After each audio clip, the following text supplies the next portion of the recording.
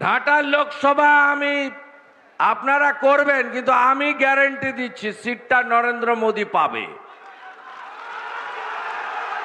ওই ঢপবাজি I love you ওসব হবে না। 10 বছর হয়ে গেছে ভাই, অনেক দিন হয়ে গেছে, অনেক দিন হয়ে গেছে। তোমার ঢপবাজি হয়ে গেছে অনেক দিন। রাস্তার পাশে কিছু লোক দাঁড়ায় সিনেমা করো বলে, ভোটে তোমাকে ফাঁকা করব।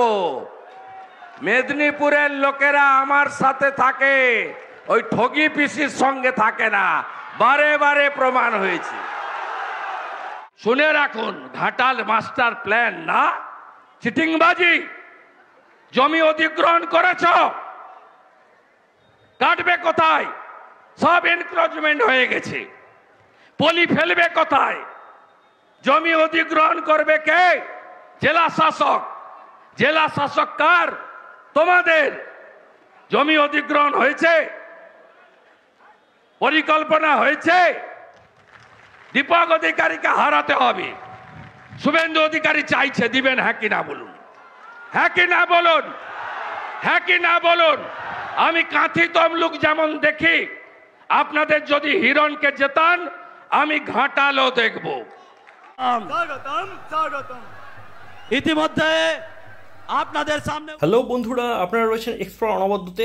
গতকাল ঘাটাল লোকসভা কেন্দ্রের অন্তর্গত পিংলার মাদপুরের এক বিরাট জনসভায় বিজেপি নেতা তথা বিরোধী দলনেতা শুভেন্দু অধিকারী মেপে ঝোপে তথ্যের ভিত্তিতে বেশ কিছু বক্তব্য রাখলেন 10 বছরের বিদায়ী সাংসদ দীপক অধিকারীর সম্পর্কে। আর এর সঙ্গে যেহেতু ঘাটালের উন্নয়ন জড়িয়ে রয়েছে, ঘাটাল মাস্টার প্ল্যান জড়িয়ে রয়েছে, তাই আমিও ভিডিওটা করলাম। তো দেখতে থাকুন ভিডিওটা, অনেক কিছু তথ্য পাবেন। আর যদি ভালো লাগেন অবশ্যই আমাদের একটু সাপোর্ট করবেন, আপনার চ্যানেলটাকে সাবস্ক্রাইব করবেন যারা নতুন রয়েছেন।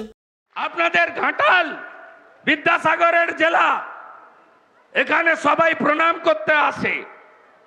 আজকে বলুন, এই রকম একটা সাংসদকে তৃতীয়বারের জন্য জেতাবেন? কিছু মিডিয়া চ্যানেল একটা বিড়ালকে বাঘ করে দেখাচ্ছে।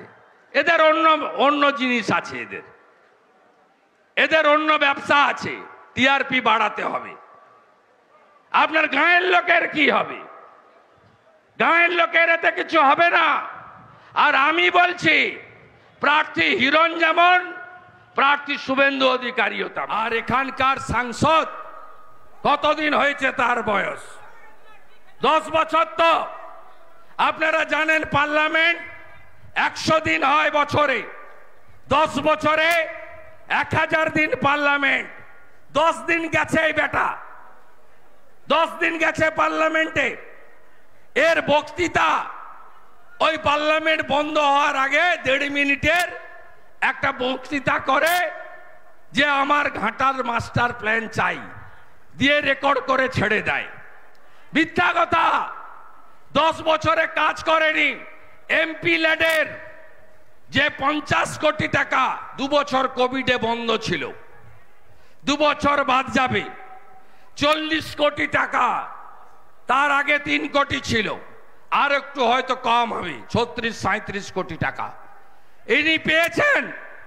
আপনি শুনে রাখুন, 8% করে কমিশন খেয়েছে এই সাংসদের প্রতিনিধিরা। আর সোলার আলো ছাড়া ইনি অন্য কোনো আলো জ্বালাতে জানেন না, ওখান থেকে ভালো মাল পাওয়া যায়। এই সাংসদ বছরে আপনি কবার দেখেছেন পিংলা? বলুন তো, কবার দেখেছেন আপনার 10 বছরে? দেখেছেন খেলা মেলা? দেখেছেন কোনদিন? দেখেছেন?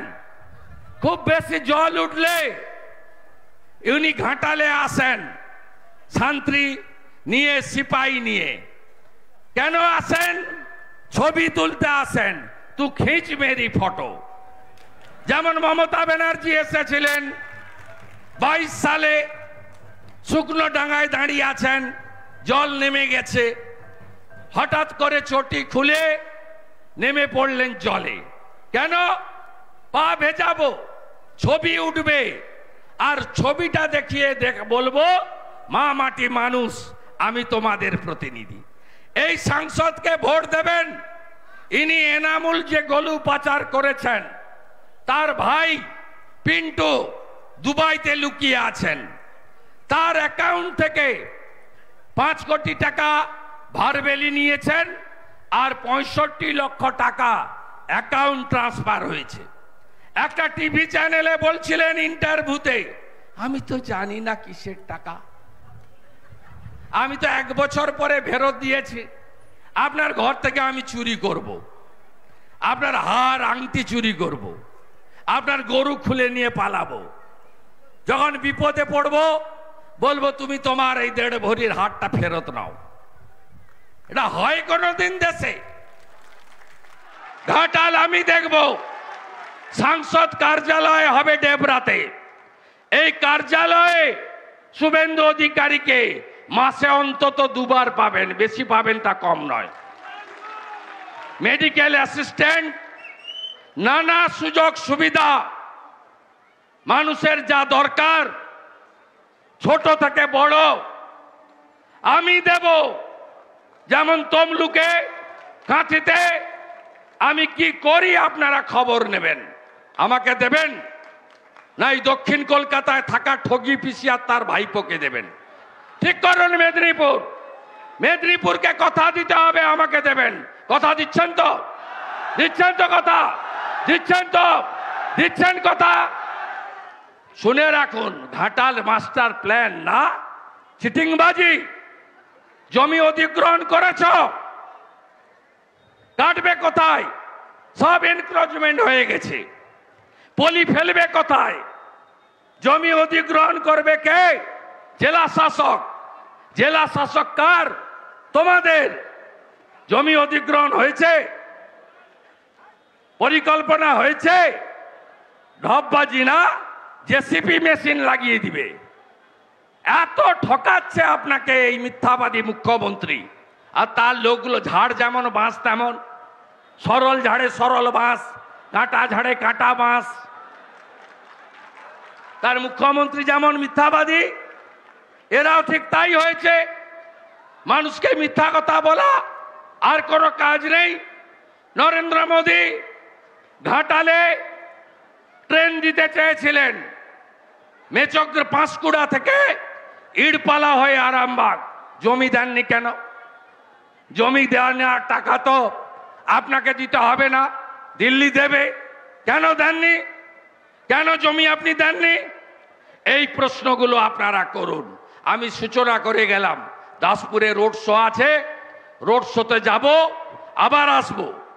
আর বলে রাখলাম কেশপুরেও লিড হবে, আর এবারে চটি পুলিশ থাকবে না। বন্ধুরা, এতক্ষণ ধরে শুনছিলেন বিরোধী দলনেতা শুভেন্দু অধিকারীর বক্তব্য। ঘাটাল কিন্তু দীর্ঘদিন ধরেই বঞ্চিত এরিয়া এবং পার্শ্ববর্তী অঞ্চলের তুলনায় অনেকটাই পিছিয়ে রয়েছে উন্নয়নের দিক থেকে। ঘাটালবাসীকে সজাগ থাকতে হবে এবং নিজেদের অধিকার সম্পর্কে সচেতন হতে হবে। সকলকে ধন্যবাদ জানাই। আপনারা আপনাদের মতামত অবশ্যই রাখবেন, আর আমাদের চ্যানেলটাকে একটু সাবস্ক্রাইব করবেন, আমাদের পাশে থাকবেন। এই পর্যন্তই আপাতত রাখছি, টাটা।